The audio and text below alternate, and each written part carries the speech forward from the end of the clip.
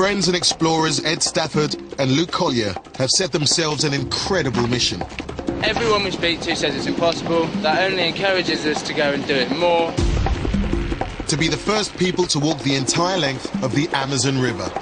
I'm going to this trip knowing full well that I might not step out of the jungle again. It's over 7,000 kilometers of the toughest terrain on the planet, teeming with deadly wildlife and a battleground for the criminal drug trade. The guy's just back there to advise us to run.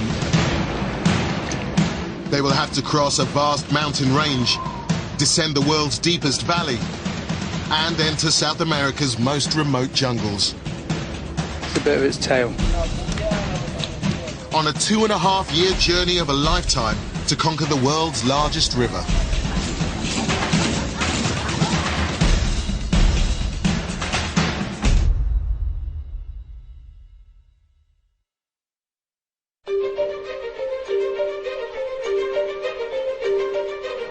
Ed Stafford is a 32-year-old ex-army captain who worked in Afghanistan with the United Nations and is a veteran adventure guide. For 12 months, he has been meticulously planning an extraordinary expedition to be the first person to complete the world's longest jungle trek. As a kid, I can remember listening to stories from my dad about David Livingstone, the Scottish explorer in the Victorian times who explored huge parts of Africa. And it's explorers such as him that have inspired me to be the first person to walk the length of the Amazon. One of his most trusted colleagues and closest friends is 38-year-old Luke Collier, a mountaineer, kayaker and expedition guide. We've got between 4,000 and 4,500 miles to trek, and then we've got to try and navigate our way through no paths whatsoever from start to finish. We've also got to be quite cautious with this.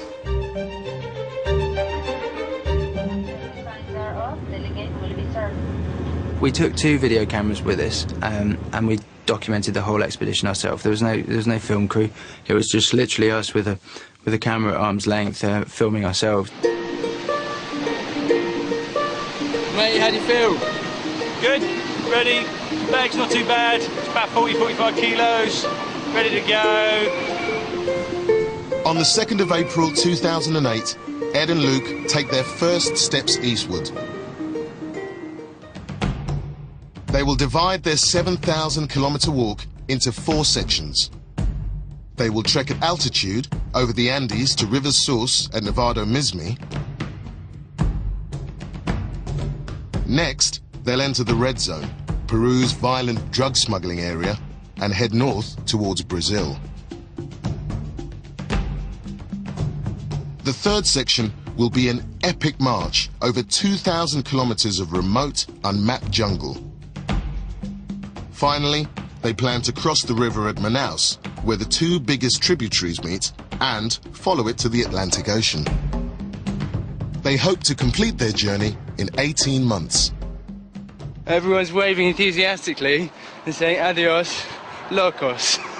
Goodbye, stupid people. Joining the duo is their local guide, Osvaldo. He was 24 years old, and it was having that person who was walking with us, who was part of the team, that everyone that we met could relate to. Their first challenge is to find the source of the River Amazon at Nevado Mizmi, 5,000 meters above sea level in the Peruvian Andes. It'll be a 3-week walk. The main obstacle is the Colca Canyon, a chasm, plunging twice the depth of the Grand Canyon. We can see the route now. We've got to cross the Colca Canyon, up over quite a barren plain. It's a long way away. Gotta be careful of my step. One little slip. We've both been on our backside. Look at the fucking drop. This is death. Right, be careful in all seriousness. Yep. Good. Right. You're right. Yep. Some of the passes that we had to do were very, very narrow paths, if there was a path at all, with very sheer drops of several hundred meters below us. Okay. I'm giggling at nerves. One mistake and we'd fall to our deaths. They press on. But on the other side of the canyon, a frightening omen appears. Jesus Christ. Well, I'm going to let you see for yourself.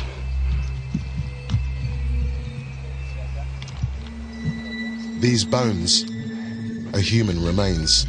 Christ, there's a whole body there with skin on it. Sorry, I'm not laughing, but this is quite weird. The guy that we picked up this morning, he said that there's this ancient cemetery of some Incas, and they used to use mummification. Bloody interesting. I don't think I've ever seen a mummified body before. Cool, right. We're off.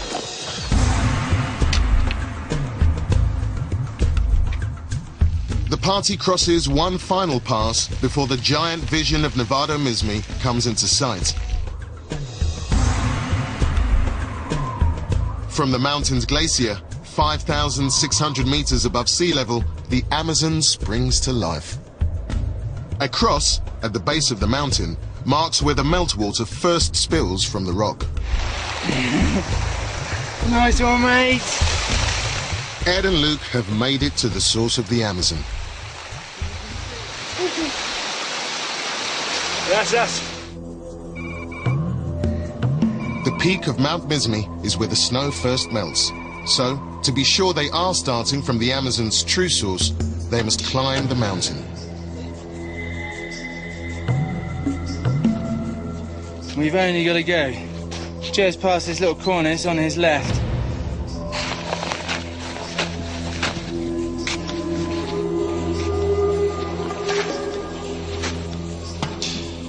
They climb to 5,600 meters in temperatures of -3 degrees centigrade to reach the summit. But instead of the two trekkers celebrating the achievement between them, Luke pulls out his phone. I was quite surprised, really, to see Luke get his phone out immediately to check if he had reception, so that he could phone his fiancée, Katie. Hello, we're on top of Nevado Mizmi. I shouldn't really be surprised that Luke was doing that, because he does have someone outside of the expedition that he loves, and so that must make it quite difficult for him. And like me, he doesn't have anyone at all. Time to descend before the temperature drops to -30 degrees. They follow the initial flow of the Amazon. It's hard to believe this tiny waterfall will become the largest river in the world. The meltwater having formed gullies, the Amazon then runs underground. It emerges 800 meters down the valley, rising to create a flowing marshland. Finally, all the streams converge to form the Apurimac River, the first official tributary of the Amazon. They've now spent 2 months together, living in each other's shadow 24/7, and they're starting to get on each other's nerves. Bastard, you made that look fucking easy. Sorry. The trek is about to reach its most dangerous location. Ed's worried that Luke can't keep up, and tensions mount. Luke, so, how's it looking? Shit, the ground is going from me as well. And you always have somebody within the group that's slightly weaker, and you accommodate them and you go at their pace, and it's not really a drama. Mate, you right? It was just not feeling like there was an equal there to share all the problem solving. We're all parts in just slightly being disillusioned in Luke.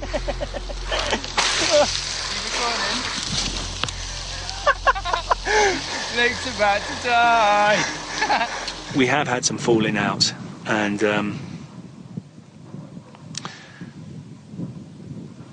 you know, I've come close to leaving this fucking expedition just because he's been completely unbearable.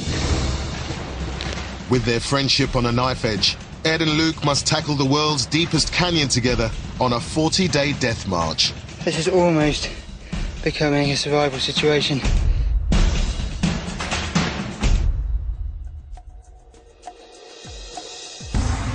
Trekkers Ed Stafford and Luke Collier attempting to walk the entire length of the Amazon, have so far followed the river for 200 kilometers from its source in the Andes to the edge of the Apurimac Canyon. Got to be careful on my step. One little slip, and I don't know whether you can see, but it's quite a cheeky way down. They are walking through the night to reach the tiny village of Kehu on the edge of the canyon. Luke, how would you rate my judging distance skills earlier? Shot it.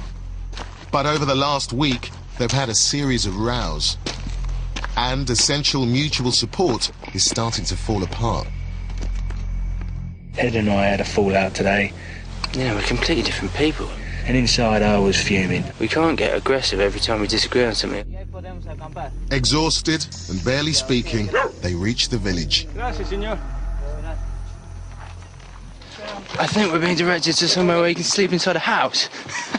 Fantastic. To their relief, they receive a warm welcome and try to put their differences aside over a meal with local farmers. It's massive. Huge plate Grande. with freshwater shrimps. K and K even. Not very private night's sleep, this one. Hola, dígame. Hola, chicos. Hola. But despite the beautiful food, Ed can tell Luke is not happy. And I remember actually seeing Luke going up the hill doing the video diary and just sort of having that inner knowledge that he was saying bad things about me because he'd gotten so far away that I just knew that he had some stuff to get off his chest. Sometimes I think he's the biggest cock in the world and just self-obsessed, narcissistic, definitely narcissistic, selfish, non-thinking, not caring about other people's personalities, feelings, whatever. In the morning, Ed and Luke put their differences aside for their biggest challenge yet. The river is now channeled through the steep Apurimac Gorge, which runs for 160 kilometers until it widens out into lowland forest. This is the deepest gorge in the world. And it's just absolutely stunning, stunning views. After a 32-kilometer trek along its edge, they begin the 3,000-meter descent down to the river. Coming down into the Apurimac Canyon, the most noticeable thing by far at the moment is a change in heat. And it's ridiculously hot. The high canyon walls make it impossible to walk along the canyon edge. So Ed and Luke are constantly climbing and descending the hills of the Apurimac as they follow the river. Doing what we thought would be an easy little jaunt along the river, but we've got to head up and over another spur. The river has now picked up volume and speed as it twists through the canyon. But in order to follow its general direction, they are constantly crossing it. If they're lucky, they make use of old bridges or fly wires erected by local shepherds.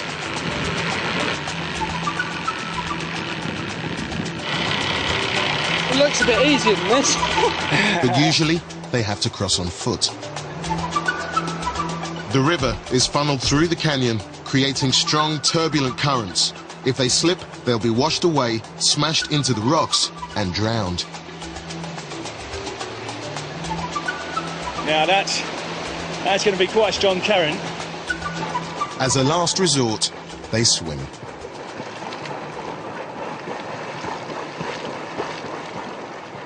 How you doing? I'm absolutely shattered. Yeah, me too, mate. Finally, after 48 days of arduous trekking over 125 ridges, they think the end of the Apurimac Canyon is in sight. They hope this will help ease the tensions between them. We just come over the saddle of our last mountain. We then drop down to the Apurimac, and according to our maps, and if we stick to where we're going with the maps, we stick by the river from that point forward. But their calculations are wrong. Instead of being able to follow the river comfortably at low altitude, they have one more ridge to tackle, the biggest so far in the searing midday heat. This is where things started to get serious between Luke and I, and the expedition actually became compromised as a result, and things became quite serious and quite dangerous. Luke makes his way directly up the steep slope. The others take the longer, slower, zigzagging route and track his progress as they climb. Being the climber, I looked at the ways that the guides were choosing, and they didn't look particularly good.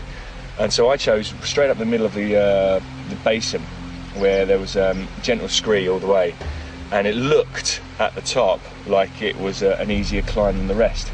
I was completely wrong. It's soon clear he has run into serious problems. Luke committed to a wrong decision that day. He was in front, and because of the fact we hadn't been getting on, he felt that it was sort of his own pride that was at stake, and that he had to continue what he'd committed to doing. And what he was attempting was ridiculous with the amount of weight he'd got on, and a slip, and he would have been rolling down the canyon side and to his death. The spur is bigger than anything they have tackled on the river so far, and none of the team have packed enough water. Their guide, Oswaldo, tries to help.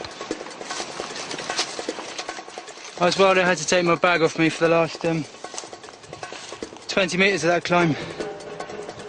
Just didn't have it in me. And the horrible thing is, Luke is still somewhere down on that mountainside. It is really incredibly bad that we'd let it get to that stage where he was putting his life at risk because we were having this little emotional battle with each other. Absolutely exhausted. This is almost becoming a survival situation. It's just silly. I wouldn't continue. If it wasn't for the fact we have no option, I have no water. Desperate, Ed cuts up cactus and extracts the moisture inside by chewing the flesh. Eventually, 2 kilometers above the river, Luke rejoins the path, but he's in a terrible state. The pair are now both badly dehydrated. Ground sheet got a bit wet last night. They decide to wait out the night. Their young guides with local knowledge start the trek to the mountaintop village for water. Every now and again it's quite good to be humbled, and lads have saved the day and have come back with about 8 litres of water. The next day, rested and rehydrated, they press on. By midday, they make it to the village of Silapata. Mate, we're here. Happy days. You okay? Yeah. It was fantastic to actually get some fluids down us and to rehydrate. It just felt amazing. When the pressure was on, situations definitely brought us together and made me realise why we'd chosen to walk together. The shame was that the slightest thing only needed to happen in order for that to go out the window again, and in order for that negativity to creep back in, and in order for us to start questioning each other again, and that happened on many occasions. Can only get better. I'm fucking knobby. Getting grumpy. I'm not getting grumpy, I'm just very hot.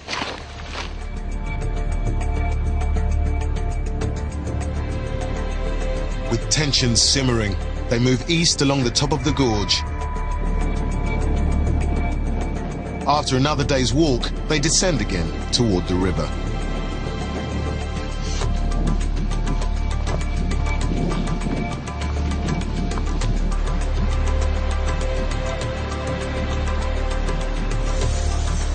But it isn't long before the arguments flare up.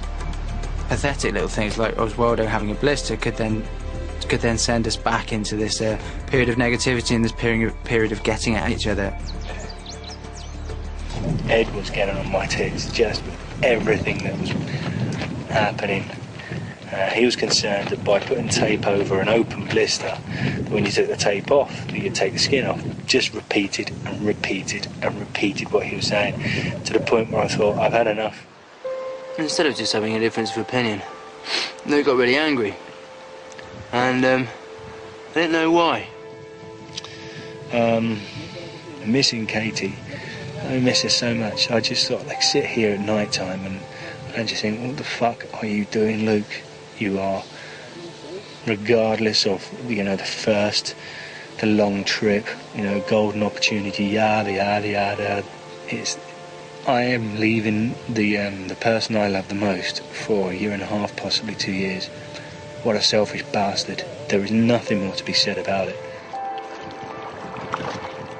You can see it in Ed every single day that you feel inferior. Your confidence is being bashed to the ground. And you just feel like, well, what the fuck am I doing now? What sorry sack of shit have I done to upset you this time, you know? On the morning of the 90th day of the expedition, Luke announces he's leaving. Luke's just told me that he's decided to leave the expedition. We were both, I think, quite taken aback by the whole conversation, but he feels it's the right thing to do, and so he's going to go. Walking in support of charities too, it's a huge wrench for Luke. I've had to make a bold decision and remove myself and let Ed carry on his own, which I know he can do. I know he can complete this expedition on his own. He doesn't need me here. Oh, well, I think, actually, if I'm really, really honest, I think that the main reason he wants to leave is because he misses Katie too much. Obviously going to have my head in shame. And there's no way of dealing with this other than accepting that shame, that guilt, and so forth, and then trying to pick yourself back up, which I hope I can do. I'm walking the Amazon on my own. Crikey. The next 6,000 kilometers of river are Ed's to conquer, with just his guides for company. And this is the start of the deadly drug smuggling corridor, the Red Zone, where spider monkeys are a source of food.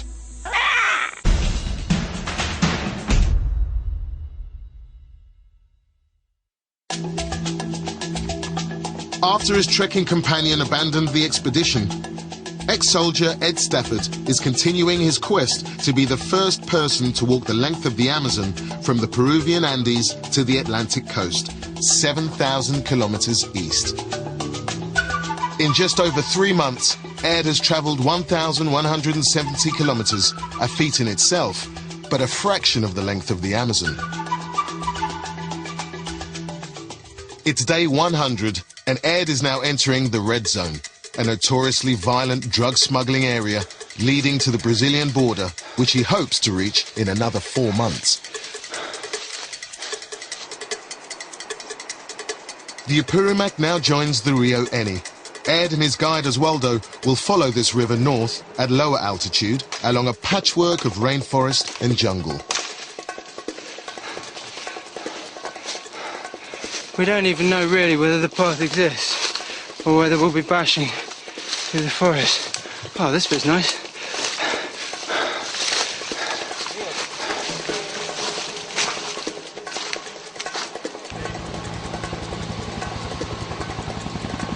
We're right in the heart of the Red Zone at the moment.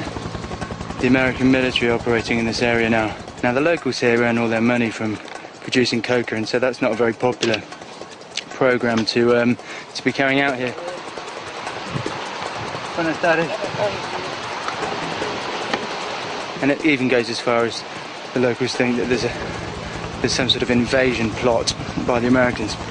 Absolute nonsense, but unfortunately I look like an American. The route is dotted with hundreds of towns and villages which are all touched by the criminal drug trade. Buenas tardes, señor.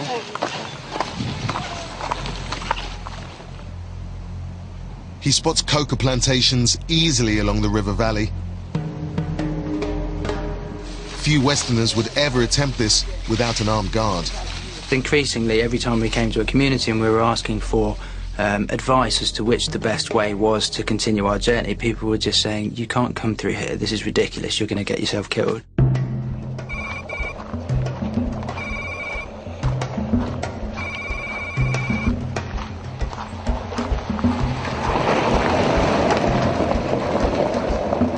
Cars keep driving past and shouting things. The last car that just drove past shouted "Mata Mata Aki," which is you're gonna die here. So I don't think Oz is too amused about it, to be honest. ¿Tienes preocupaciones? Ahora sí, mucho. Yeah. Okay, within seconds of just saying to the camera, I think Oz might tell me he's leaving today. He's just told me he's leaving. So that's just me. As Waldo has trekked with Ed since the start, but now has insisted he return immediately to the safety of his family.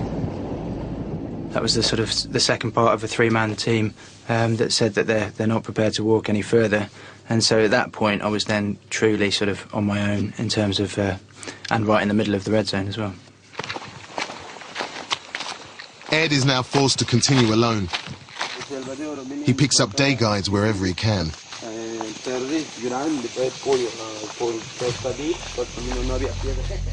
On top of anxieties regarding the coca industry, locals are suspicious of oil prospectors who have a reputation of destroying tribal lands.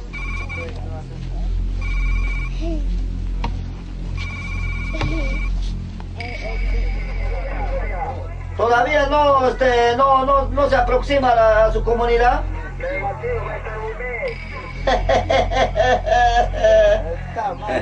The communities that we've been trying to radio ahead, that they're still trying to contact us, said that if even if we walk with two of the guides from this village, that they're going to kill us. As he leaves, he becomes the victim of the first physical attack. I've just had buckets of cement-filled water thrown all over me in that last place, and I don't want to cause alarm to these people, but they clearly think that I am a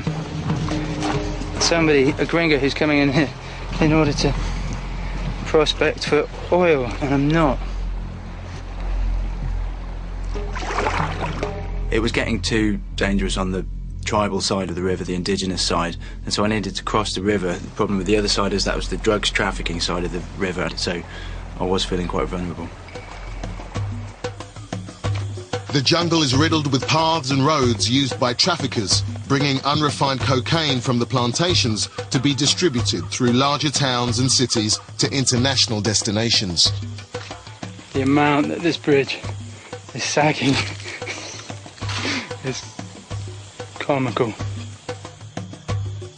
The gangs do anything to protect their trade. Shotgun traps are set up to catch food and left to keep strangers out. Ed must make his way another 200 kilometers through this dense jungle before he is out of the red zone. The profile is so big that you get caught on every single branch.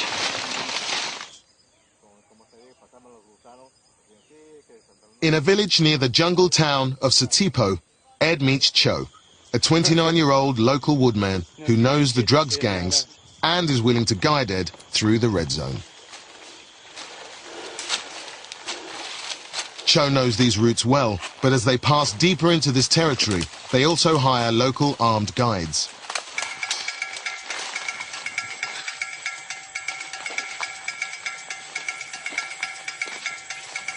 The guys just back there told us to be very, very careful walking through here. They advised us to run. Porque por esa zona donde había caminado, habían matado, los narcos ya habían matado ya gente, incluso. Yo caminaba y a 2-3 horas más adelante, ellos ya habían hecho crímenes ahí. Soon enough, Ed stumbles across a processing plant for base cocaine paste. The wooden basins are filled with coca leaves and gasoline. Battery acid is added to this mixture to separate the coca base. This sort of construction behind me is yet more proof that we're in a cocaine processing area. The leaves are harvested 6 times a year. In this time, a single factory can produce hundreds of thousands of dollars worth of cocaine. 2/3 of the world's cocaine supply is produced in this region. The gangs involved don't like to be disturbed. Pablo, our guide, has just basically told us that we need to wait here, and he's going to go ahead and talk to the people who have got the camp up ahead, so that we don't surprise them, basically, because they're very nervous of the police coming in. After a nerve-wracking wait, it transpires the gang has heard about Ed's journey, and they allow him to pass. For now, he's safe.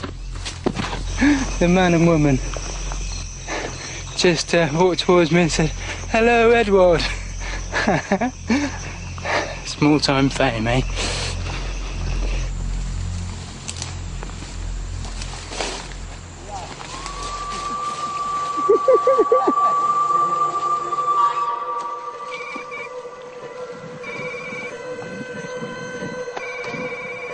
As the Eni meanders through the jungle, Ed begins to see the first signs of deforestation. He meets a gang of illegal loggers who float their stolen cargo towards the nearest heavy roads. The loggers live in the jungle for weeks on end and rely heavily on whatever illegal food they can catch. I've eaten pretty much everything that's been put in front of me so far. But there's something invariably far more human about monkeys, and I've not eaten a monkey up to this point. The spider monkey is charred on a fire to remove the fur. It's then cleaned in the river and chopped into pieces, ready for the cooking pot.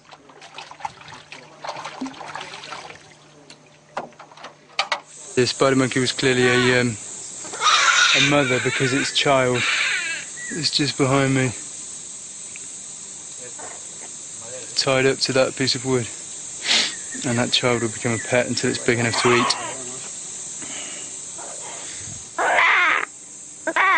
Initially, I was quite horrified by seeing the spider monkey, because it is obviously such a human-like form, and I was fascinated by the fact that these guys didn't have any qualms at all in eating a spider monkey. And but I watched them prepare it and chop it up, and as I was watching this, I thought there's no difference between this animal to eating any other animal, really. And because it had been killed, and I was quite intrigued, I ended up eating that spider monkey as well. It's a bit of its tail.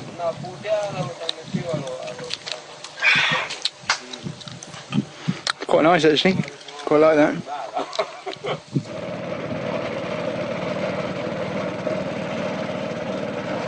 The loggers help him map the next part of his trek and treat him to some much-needed protein, including a rat-like agouti and a deadly catch of piranha.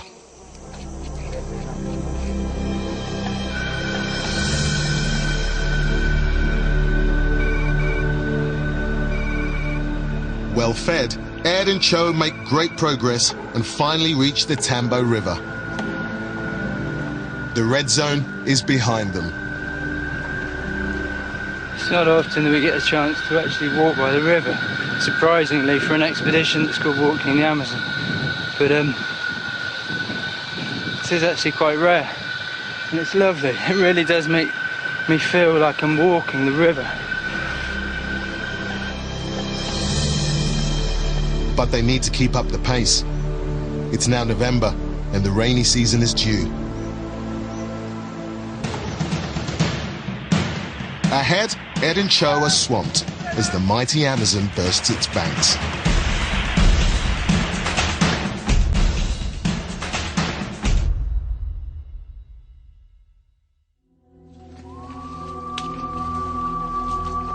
Ed Stafford has been walking for 6 months in the upper tributaries of the Amazon River.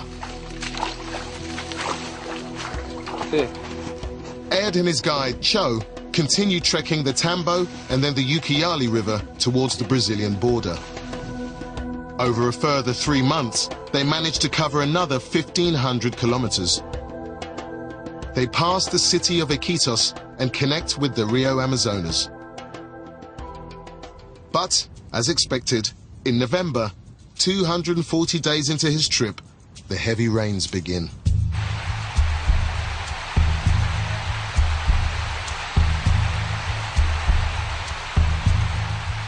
From now until May, this flooded section of the Amazon basin becomes a 350,000 square kilometer paddling pool. On average, the river rises by 10 meters. November 2008. Progress is slow, I would say, today. There are very few areas where we're actually walking on dry land. It's pretty much all swamp land. The main reason everyone thought the expedition was impossible is that the Amazon basin is incredibly flat, which means that as soon as the water level rises in the main channel of the river, it then spills out into the forest, and it can spill out about 70 kilometers.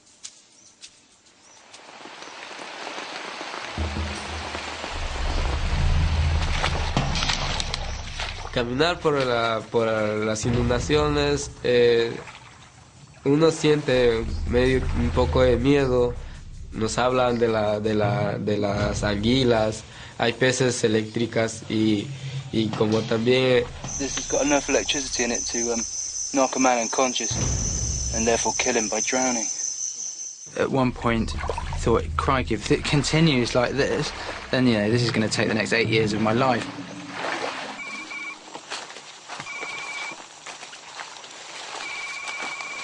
This is... As they move deeper into the flooded jungle, food becomes impossible to catch. Any source of protein is welcome. Okay, we've been without meat now for 6 days, but now we've got a tortoise and a big tortoise in order to eat.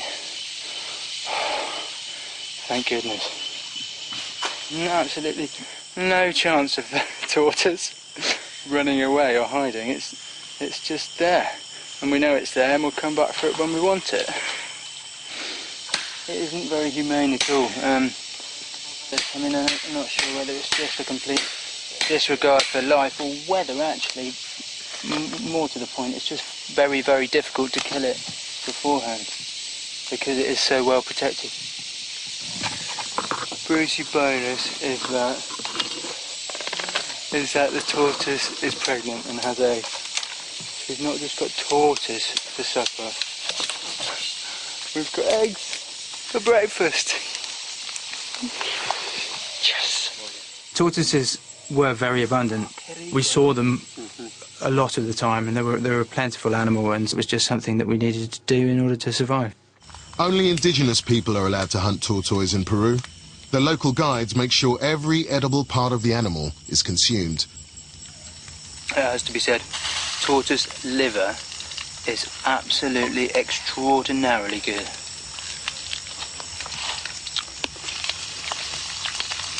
Just incredible.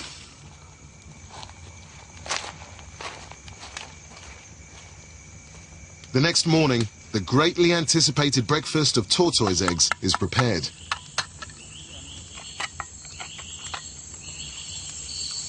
Moment of truth.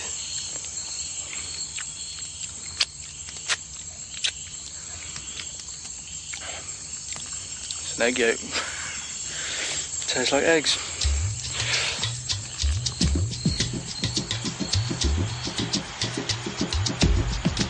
The floods push Ed and his guides back from the main river channel towards higher ground. This forces him north towards Colombia and away from the Brazilian border. The 18-month expedition schedule is vanishing fast. On the map, there's a contour line on this side of the river, and so we assumed that it would be high land, and it is. And I think things like contour lines are things that we can rely on because because they don't change. I think we're on high ground from here on in. The ground might be firmer, but the virgin rainforest is home to 135 species of snake. As much as the risk of getting bitten and envenomated is slim, it's probably the biggest lethal threat that we had on the journey, I think. And so we carried polyvalent antivenom, which was for vipers. In the areas where there were lots of vipers, we were coming across vipers 2 or 3 times a day and almost stepping on them. The pit viper, known as the silent bringer of death, kills up to 2,000 people a year in South America. What the guys have just said is that they can't possibly leave this snake alive because it's right in the middle of a path, and if someone walks down here in half an hour, they could well die, so they're going to kill it now. You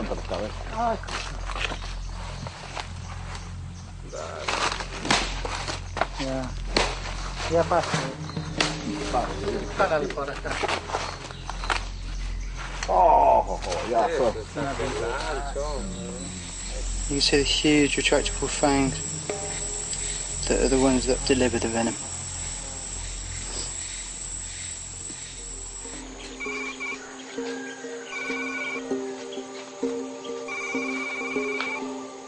As Ed and Cho enter Colombia, they meet the Tacuna people, one of the few tribes who weren't decimated by the Spanish invaders of the 1600s.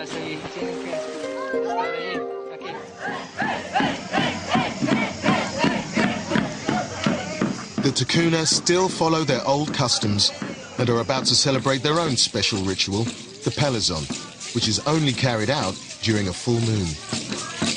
Effectively, it was introduced to me as, do you want to go and see some of our local traditions? There's a young girl of 15 who's coming of age, and it's her party tonight. And I have absolutely no idea what to expect whatsoever. It was the most phenomenal sight I'd ever witnessed. I think in the whole journey I never saw anything culturally so bizarre.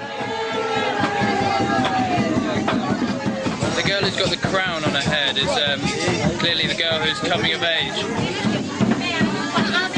Been inside a makeshift enclosure 2 years since she started her menstrual cycle for the first time at the age of 13, and there's no windows, and she gets her food pushed through the door and she urinates into a bucket, and it's the first time she's been out and seen anybody apart from her immediate family who were allowed to enter for 2 years. After tomorrow she then becomes a woman and she continues her life normally. She was given the option whether she wanted to go through the traditional coming-of-age ceremony. She opted to do that, so it wasn't inflicted upon her, it was her decision. And then all of the young males in the community all got dressed up with huge false penises, with false blood on the end of the penises, and started running around, and what it looked like is they were trying to just freak her out. That was just me getting poked in the testicles by a large stick, which apparently you're meant to laugh at. This girl will apparently get up and she'll have her mask removed, and she'll walk alone for the first time. Apparently she'll sing and she'll dance. I find that quite unlikely given the state of drunkenness. Absolutely trolley she was essentially get her completely drunk out of her mind, and so she won't be able to remember anything. So our cultures aren't that dissimilar after all, really, are they? He's walked 4,072 kilometers and has 3,128 to go, but the worst is still to come. I'm going to attempt to walk the length of the Amazon River. I've been walking for 14 months and I've got 14 more to do, so I'm about halfway. 33-year-old Brit Ed has walked 4,000 kilometers in 400 days across Peru. So far, he's encountered the drugs trade. The guy's just back there to advise us to run. Stumbled into an illegal logger's spider monkey feast. It's a bit of its tail. And been invited to a coming-of-age ceremony with the Tacuna tribe. Absolutely trolley, cheers. Ed is filming everything himself. there are no camera crews. I have been walking with local guides the whole way, and one of whom is Cho Sanchez, who's still walking with me today. He's been walking with me now for about 9 months. Ed will need all the luck and determination he can muster to follow in the tradition of his hero, David Livingstone, the Scottish jungle explorer of the 1800s. Unfortunately, the tricky part is still ahead. Ed has already walked 4,000 kilometers from Peru to Colombia. Now he's in Brazil and has over 3,000 kilometers to go. The first section is a bleak 12-month jungle march from Tabatinga to Manaus, where the two biggest tributaries meet. Then they plan to follow the river another 2,000 kilometers to the Atlantic Ocean.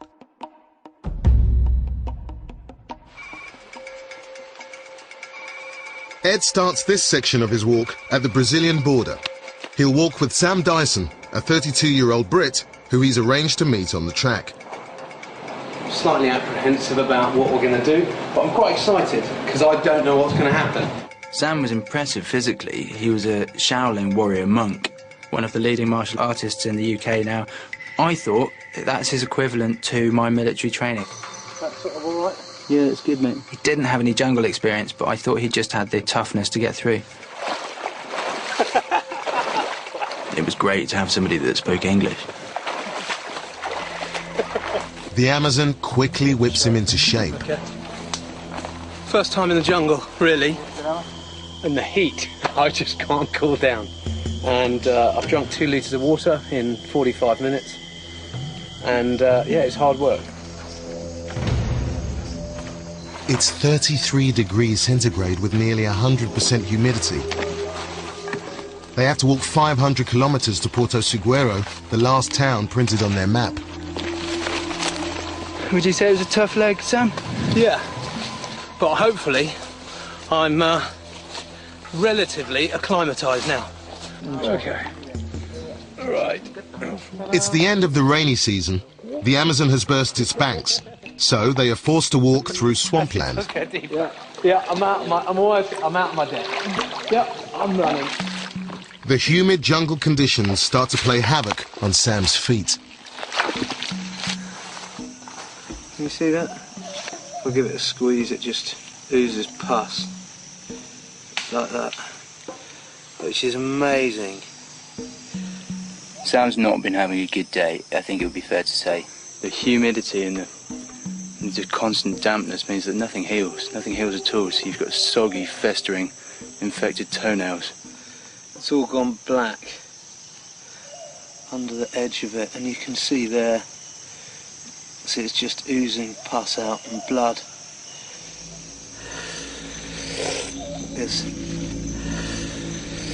This is dangerous. A septic toe in the jungle can easily turn gangrenous. If it's not treated properly, it'll have to be amputated. Otherwise, it could become fatal. Oh, shit. You've got to warn me when there's logs. Every step he takes is torturous. Yeah, I've lost 5 toenails. There's pus coming out of them each day. With his feet so sore and swollen, he's forced to remove his boots.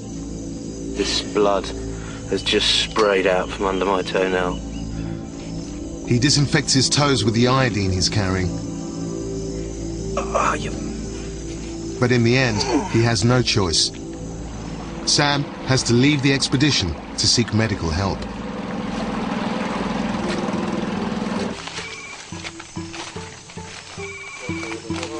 That was the time when I was realising that I was more comfortable with just Cho walking through the jungle, really. I mean, Cho is an incredibly self-sacrificing person. He always was there to help me, and Sam coming out made me realise that we don't need anybody else to complete this expedition. Cho and I are fine on our own, really. Está loco, ese no sabe qué está haciendo, dije así. El mundo lo cambia solo los locos, dije así. I've just woken up and I looked above to my mosquito net and I thought, oh, there's water droplets on the top. No, it's not water droplets, it's holes. And ants have eaten everything. A legion of army ants have made a raid on Ed's kit. Army ants attack en masse, eating any invertebrates that get in their way, from tarantulas to scorpions. These little things. Dig that! Pincers in. This is my mosquito net with my head completely through it. That's how big the holes are. The cord on my rucksack just snapped because the ants had eaten it all. I just re-thread it completely by feeding it through the holes that the ants had eaten, and it works fine thanks to the ants.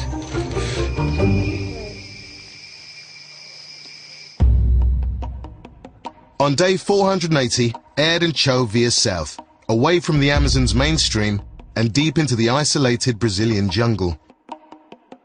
For the next 6 months, they will be at the mercy of wild animals and deadly tropical diseases during the scorching dry season. Their next stop is the tiny town of Porto Seguro. Oh, yes, we have a house, and we've got a big river, and more houses. Yeah, we have a small community. Porto Seguro is the last village marked on Ed's map, and marks the end of the Tukuna tribe's land. 110 people live here, fishing the river in isolation, determined to keep their identity. Hola. This little chap behind me is a spider monkey, and her name is Rita. Hi, Rita. You can see her tail is now wrapped around her arm, and that's because it's fully prehensile and acts like a fifth limb, so she can swing through the trees. Thank you very much, Rita. Thank you. Thank you. The land around the river is still swamp. So Ed and Cho must head straight into the jungle and walk inland for 730 kilometers until they reach the town of Kawari. It meant that it was inherently more dangerous. The further we were from the river, the further we are from safety and our natural evacuation route. So the plan was that we'd resupply at the different tributary rivers that we'd cross, and we'd just literally head off on a compass bearing and head straight into the jungle. 36 kilos.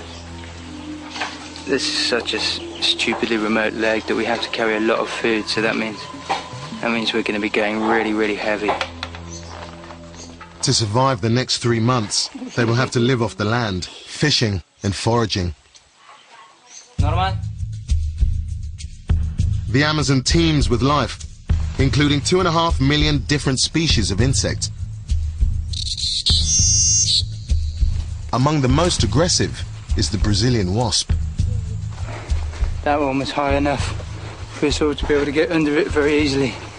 Sometimes you don't even notice them. Ow! Ow! Fuck me! Ow!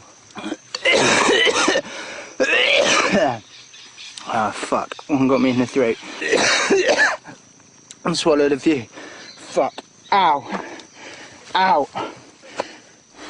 Ed le veo que está toseando y agarro la avispa que está que le pica por su cuerpo y él está que filma ahí. I'm really fucking angry now. How the fuck did they get down inside my top? Oh! Porque yo me reía, jaja, y peor que pobre pelada. 3 times in a fucking day is too many. Covered in stings, Ed advances stubbornly through the jungle. But disorientation and starvation are only weeks away. We're 90 kilometers from the next community and we have no food. No food whatsoever. Explorer Ed Stafford and his Peruvian guide Cho are marching across remote virgin jungle to avoid the flooded main channel of the Amazon River. They have no local guides, and without the river or any paths to guide them, they are simply following a compass bearing east, cutting a path as they walk. After 6 hours of walking, we've done 2.1 kilometers. It's an obvious thing, isn't it, walking through a forest like this, that if you let it get to you, that it's going to be so much harder. And yet it is so difficult at times, keeping your sense of humour, because deep down you don't find it very funny. It's not very funny. They must navigate over 730 kilometers of this terrain before they rejoin the Rio Amazonas at the town of Kawari. Ed has no idea where the next settlement to resupply might be.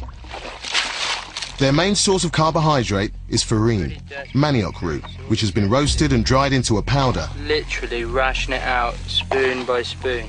It's a staple amongst native Indians and a perfect lightweight supply of energy on long-distance treks. But they can only carry so much and have to ration their daily food intake by over half. Even then, their supply of farine runs short after 1 week. Got half a cup of farine between the two of us a day. After another 3 days, Ed and Cho are now over 70 kilometers from the safety of the river. Water, too, becomes scarce. They are forced to draw it from smaller and smaller pools. Those taste bizarre.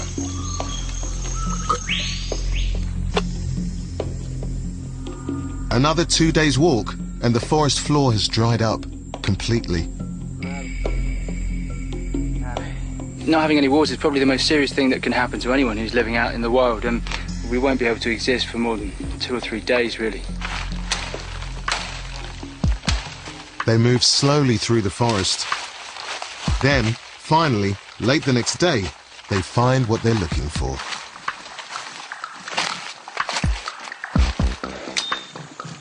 Okay, we found ourselves a puddle, which is just literally a footprint of Cho's that he's just opened up. The water is stagnant and swarming with microbes.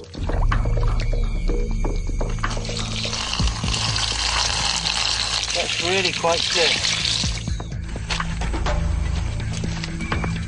They let the water settle and then boil it. But before long, it's clear Cho is in free fall. His vision's going dark and he's got quite severe headache. Very severe, you can see he's in a bit of a state. It's basically because we're not eating enough nutrition. And this afternoon, he has to walk. There is no choice.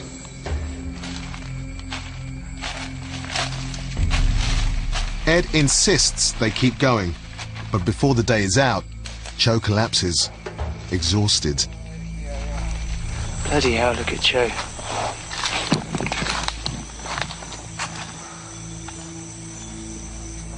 Y es más, mi mochila que tenía ya no las podía cargar. Y tuve que tirarme al suelo y ahí estar y no tener acción a nada. If Cho was seriously ill, he's dead, and that's not being melodramatic at all. That's just the facts.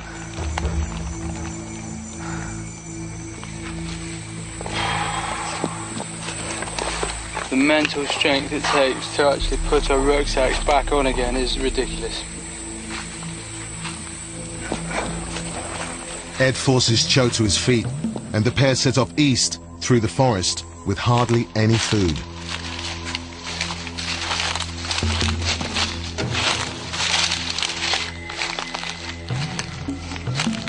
The nearest hospital is at Tefe, 100 kilometers north. Ed has no idea if Cho could make it that far. The few calories that Cho can eat don't stay down for long.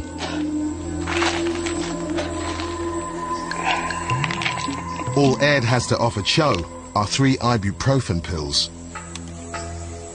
They desperately need clean water to help him stabilize. Just thrown up for the 4th time now. There was a feeling of being really out there on our own, and if anything went seriously wrong, then yeah, we just had to deal with it. It's raining, thank God. We have water. The rain comes just in time and gives them a chance to rehydrate with clean water. Cho's symptoms start to improve within a few hours, and the worst fears are allayed. Rico, no? Rico. That is beautiful. And no need to purify. Right, I'm going to fill up again. But the pair have moved only a few kilometers in the last 2 days, and are still drastically short of food. Even on starvation rations, they must keep walking.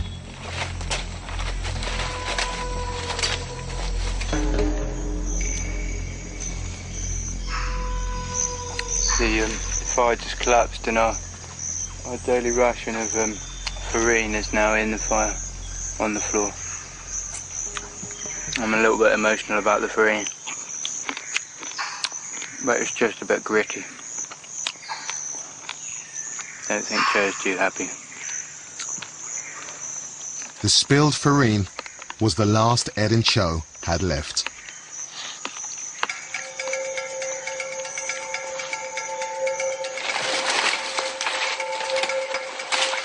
Now without food and still over 100 kilometers from civilization, the unthinkable happens. Not a single indication of a single satellite. I've never seen that before. We're 90 kilometers from the next community or town that we know of that exists, and we have no food. No food whatsoever, full stop. It's quite a situation. Ed's maps show too little detail to be of any use navigating this far from roads. The 1 to 4 million map was about the equivalent of trying to find Tesco's with an atlas of the world. All Ed can do now is follow a compass bearing east and hope for the best. I'd be lying if I didn't say the most overriding feeling is hunger. Unbelievable.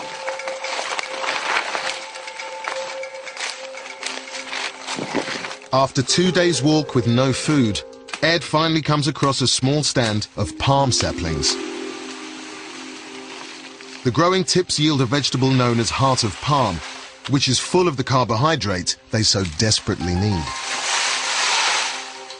A 4-meter-high sapling yields just enough edible flesh for a day's walk.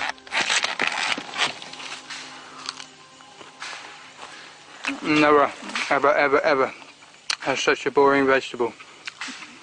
Tasted so good. The fresh meal restores Cho's health, and after a day of rest, he's fighting fit. Está bueno. Está buena.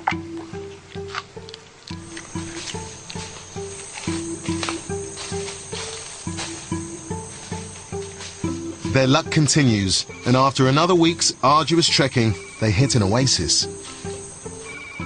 They are getting closer to the main river channel and find a tributary stream that has spread out into a shallow lagoon. We came to a river which was big enough to fish on, but I had very little faith that Joe would actually be able to catch anything. And he came back with about 30 fish, and so it was phenomenal, and we ended up naming the river Miracle River because we just made pot after pot after pot of fish broth. This is a black piranha. Oh, you can see there, look at him, look at that bite reflex as he bites. Ed prepares a makeshift smoker. Any fish they don't eat will be preserved and carried with them further into the jungle.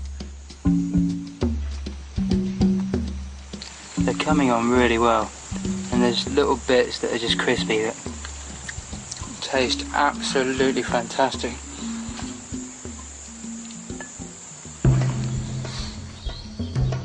But the fish aren't the only lagoon inhabitants. Hay 1, 2, 3, 4, 5, 6, 7, 8. No, son caiman, babe. Huh? Son caiman. Sorry, I'm a little jumpy. There's caiman in here, I suspect, that are up to about 11 or 12 feet long. Caiman are a species of alligator and are the largest predator in the Amazon, hunting animals as big as deer. We were going to go and collect more fish out of the nets, but we're not anymore because we're scared. Isn't that right, Joe? Where's Joe? Oh, sorry, Joe's. Joe's still washing. Righty. By morning, the reptiles have put an end to any fishing. That wasn't a terribly good night's sleep. Thrashing in the water all night long.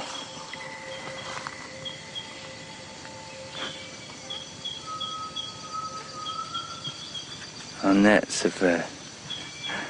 nets have gone completely. The last catch is a young caiman who drowned in the net. One caiman head. To say the meat's like chicken is such a cliche, isn't it? It's actually more like fish. Luckily for us, because we never eat fish. The pair are now living almost entirely off the land, and Cho's health is fully restored. With a bit of piranha, a bit of heart of palm, the only thing we're actually bringing with us is salt. But we're going to survive. For me, the time when we had to improvise and we had to make do with what we'd got, and when the kit was breaking and we were running out of food, was the sheer adrenaline of knowing that our lives depended on our ingenuity was fantastic, actually. After 91 days and 549 kilometers walking through virgin jungle, they hit what seems to be a road. ¿Cómo estás? ¡Yay! ¡Estamos aquí! ¡Yeah! ¡Estamos aquí en la carretera! ¡Yeah!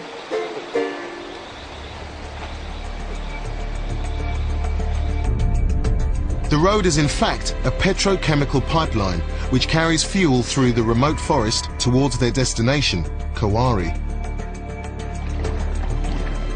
Their GPS now has signal from satellites, and after another 30 days, they have made it back onto the main channel of the river, which is now known as the Rio Solimões.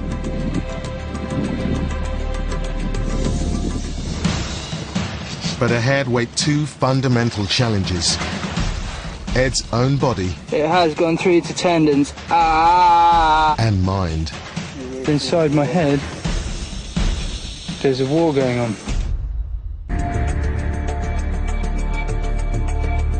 Explorer Ed Stafford and his guide Cho Sanchez have been walking for over 200 days east across Brazil, past the town of Kawari and back towards the main river channel.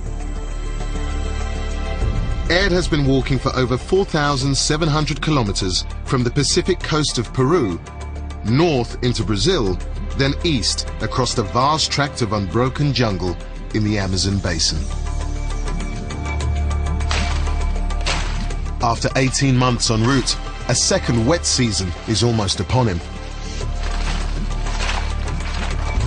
If he and Cho don't reach the city of Manaus before the rains, they face wading the next 470 kilometers through flooded forest. And with the oncoming wet season, there was an increasing amount of sort of dread, really, that we were going to have a horrendous time walking through the flood.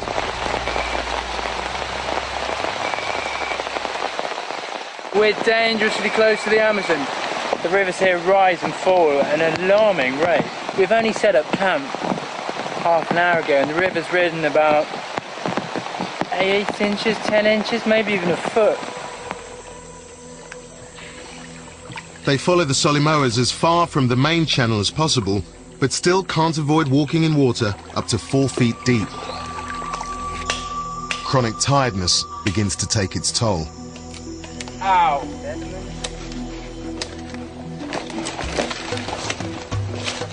I just fell down the bank behind Cho, and I was holding my machete, and it's just taken the big chunk out of that finger and then into that as well. It has gone through to tendons. Ah! Ow! Right, let's get some duct tape on it. Ed manages to stem the bleeding with an improvised bandage, but without antibiotics, he now risks a serious infection. And it's hard to stay strict with yourself after so long.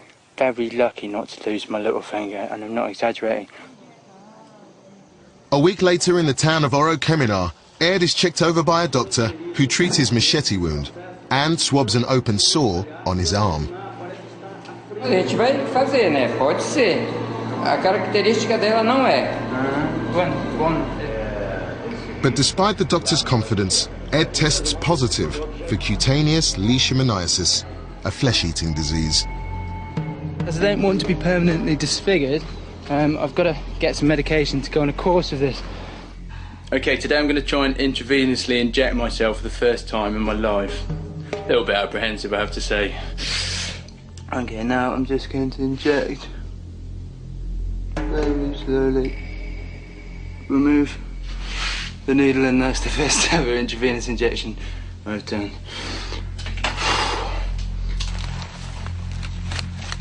Two weeks later, Ed's body buckles again. I've just got this huge bag of fluid in my elbow and in my knee. All my joints seem to be going funny. Ed decides the fluid needs to be removed if he is to continue. Oh, just fucking do it, Stafford.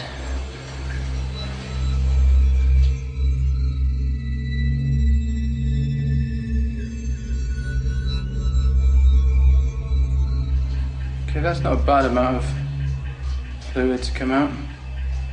I think there's an element to which when your body does start breaking down that it gets you down as well, and it's a self-perpetuating cycle, really.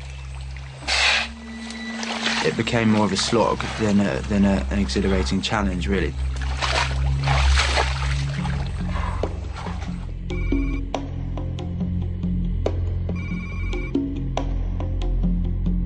Patience is going, and I get this sort of weird rising feeling of it's sort of a cross between, it's not panic, it's sort of claustrophobia, but it's a real uneasy feeling.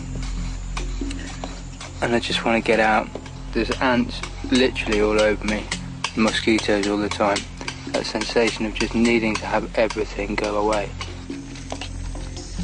Although I was with Cho's from a very different culture. There's the language difference, and it isn't the same as having a lot of other guys around you with the banter and etc. And so, and for me, yeah, that isolation meant that I did start to struggle.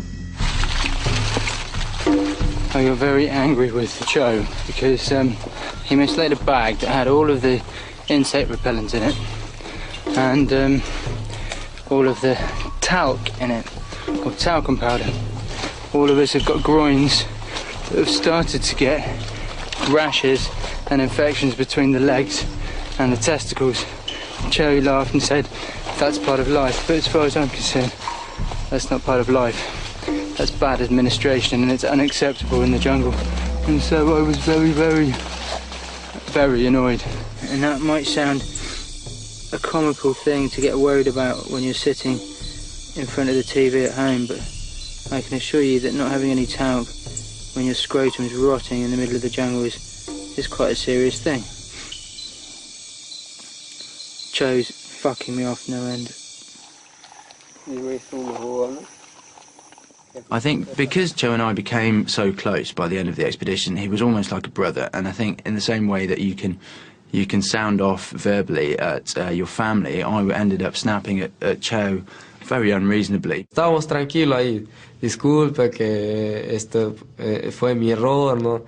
Que no vuelva a suceder eso y normal el trauma a como hermanos, ¿no? Good morning. It's Christmas Day, 2009, day 632 of the expedition. It's Ed's second Christmas away. The rain is pouring, but the season of goodwill helps lift his depression. Oh yes, Joe's just come back with a big load of fish. Nice work, Joe. Okay, so we have got a nice Christmas meal. Woo! Oh yeah, they look good. Happy Christmas. His friendship with Cho is stronger than it's ever been. Ed's thoughts also turn to his dad, who died 10 years ago. I had a bit of an emotional release. I probably didn't stop crying for about 2 hours. Bizarre, isn't it, when you call yourself an explorer and you need to have a 2-hour cry every now and again to sort your brain out.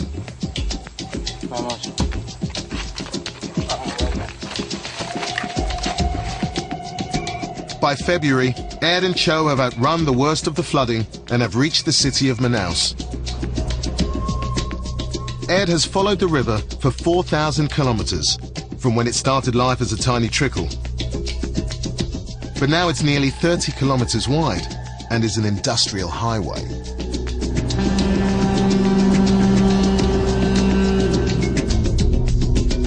They need to cross the river to higher, firmer ground before continuing on foot east towards the Atlantic coast.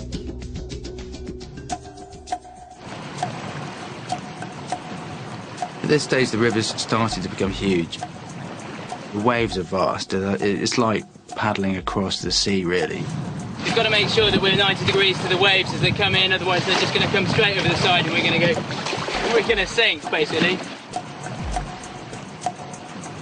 Ed and Cho are treated to one of nature's most incredible displays. The meeting of the waters, when two different rivers meet but don't mix. The Rio Solimões is the cloudy brown river. It runs quickly, picking up a lot of sediment. The Rio Negro is the black river. It's clear because it runs slower, carrying much less sediment. Because of their different densities, velocity and temperature, the two rivers flow side by side for 6 miles before they finally fuse together and form the Rio Amazonas. It's so exciting, I'm just so overexcited. We're actually finally here.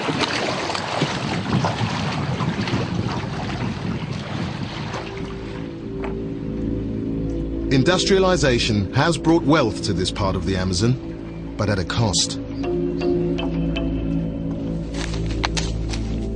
The deforestation that Ed caught glimpses of in the jungle is now big business. This hardwood timber, from trees over 100 years old, is milled on site, then transported by road or river to be shipped all over the world. It's very sad. It's always very sad to come out of the rainforest where it's so lush and where the animals are calling and where the birds are calling and come out and see a smouldering black field. Ed and Cho will soon be able to track the river by the roads that service the logging. But the jungle has one more gift for Ed before he makes it out. Botflies are nature at its most devious. These tiny hairy flies lay their eggs under the skin of any warm-blooded mammal. Their larvae then live as parasites within the body. The botfly laid an egg that grew inside my head and was eating away at the flesh. Okay, we're going to use the super glue that I bought in order to suffocate the botfly. Always looking to innovate. Hasta que tuve que agarrar una especie de espina de limón. He carefully digs into Ed's scalp, being sure to get the larvae out in one piece. Yeah! Good. Gracias, Cho.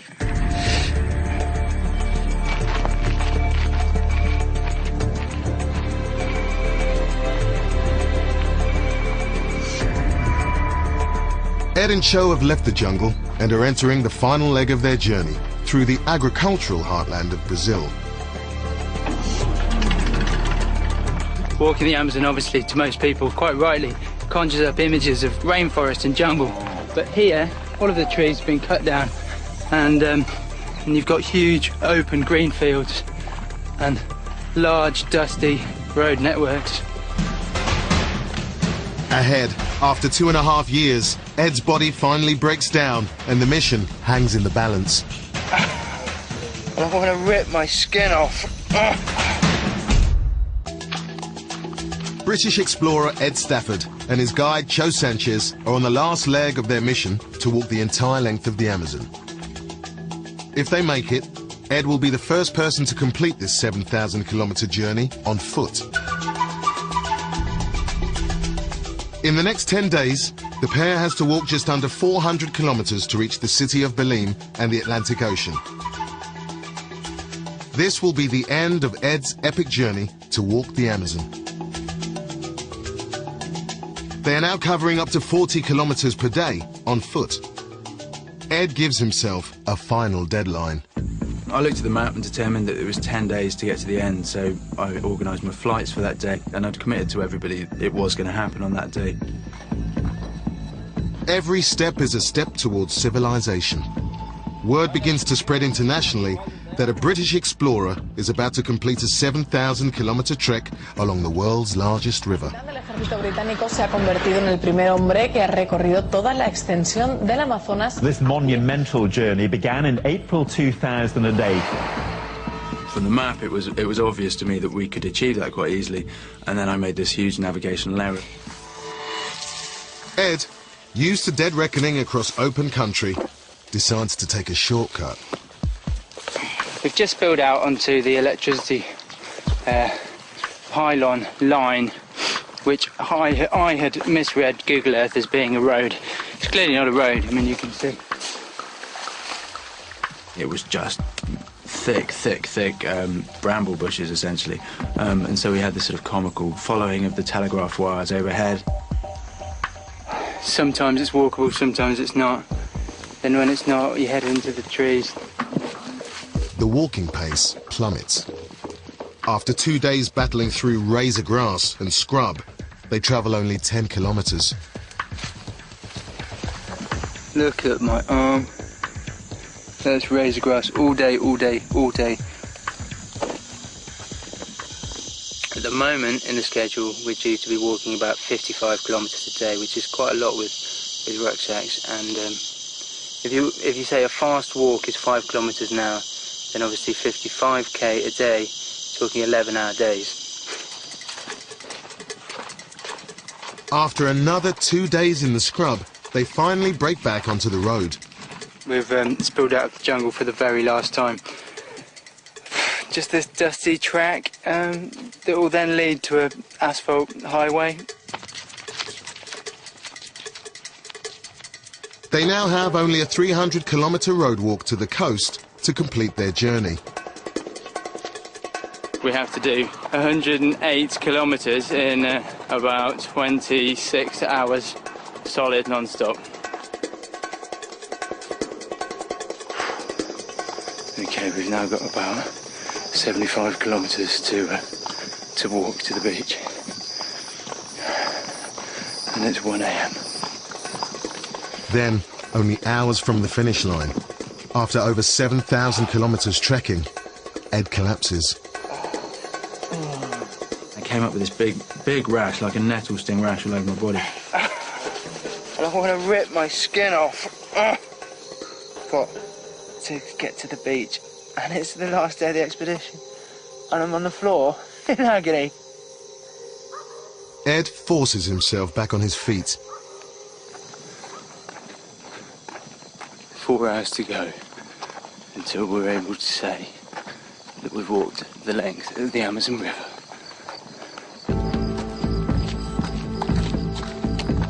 As the sun came up, the media crews just descended on us, and they're like commando teams. It was incredible. So even more bizarre. And then, obviously, the physical exhaustion just evaporated completely, and we were just on this high of adrenaline. And then we could hear the sounds of the waves crashing, and we could smell the salt in the air. Then we rounded this corner and saw the Atlantic in front of us. Disculpe, un momentito.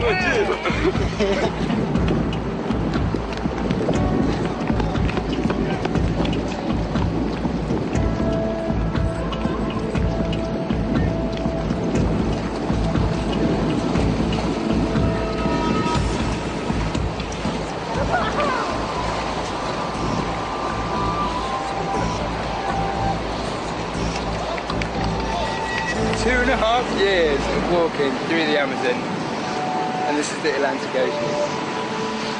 I didn't think I was going to be this happy. I've been grumbling and moaning all the way down the road. It's just unbelievable. Absolutely unbelievable.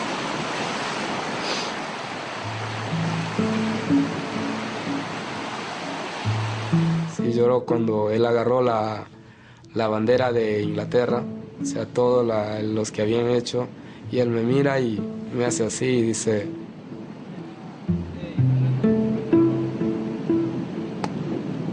aceptando esta aventura sí me cambió la vida. Yo creo que el único que nos puede dejar de ser amigos cuando ya nos vayamos al más allá o dejemos de existir.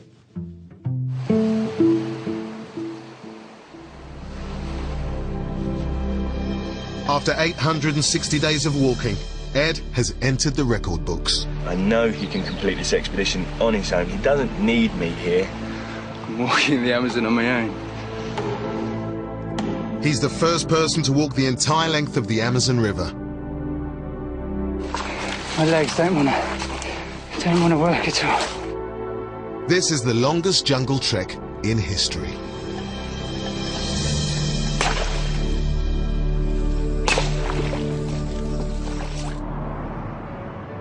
Back in the UK, Ed returns to a hero's welcome.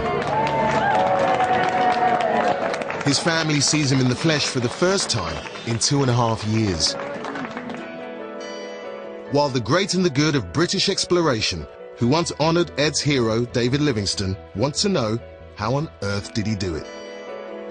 And walking the Amazon would seem to me in the tradition of people who have taken on nature at its absolutely most difficult. Nobody else in the world has ever done it because it is so incredibly difficult. You look at some of the great explorers. I mean, Livingstone, I don't think he even knew exactly where he was going, got lost several times. And it's that ability to somehow keep yourself going when everything around you in the natural world is saying stop. I think you've got to be totally mad. Totally, completely, utterly mad. Ladies and gentlemen, Ed Stafford.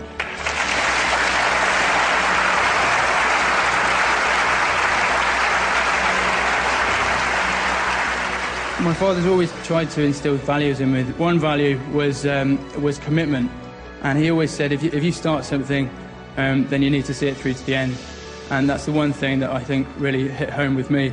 And I always said if I completed this expedition that I'd like to dedicate it to my father, which I'd like to do now. Thank you very much.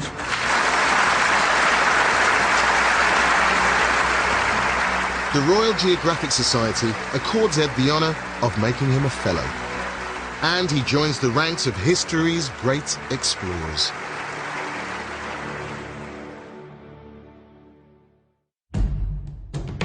Wow, just amazing. And returning next Thursday at 9, a new series of the show that fixes the failings of troublesome tradesmen and goes after them. My favourite bit. We've bodged together a preview of new cowboy builders in just a sec. Then, after the break, another hiking trip that gets utterly out of hand. John Cusack stars in The Contract in a couple of minutes.